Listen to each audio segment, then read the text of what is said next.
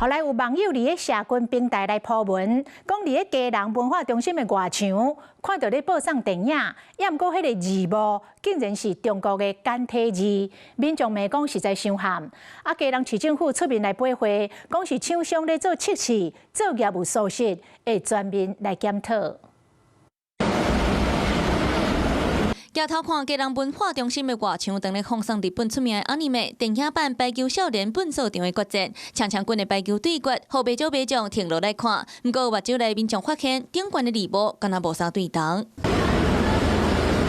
字幕毋是繁體字，是中國簡體字，互民眾攏看甲硬氣。佇咧社群平台鋪文表示，是安怎佳人東花邊佇咧時港的文化中心外牆會放送《排球少年》，而且閣是簡體中文版的，問講電影敢是盜版的？鋪文就隨引起網友討論，民眾嘛講實在是傷嚇。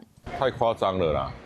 我們這裡是台灣呢，不是大陸，怎麼會出現那種？市府應該要檢討一下吧。市政府放簡體字好像不太適當。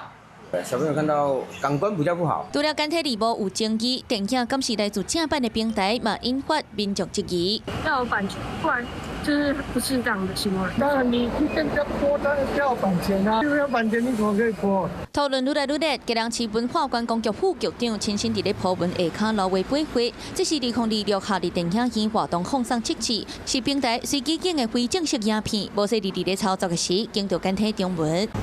本次事件是廠商測試播放時的作業疏失，市府已要求文管局全面檢討委外管理、作業流程及督導機制，避免類似情形再次發生。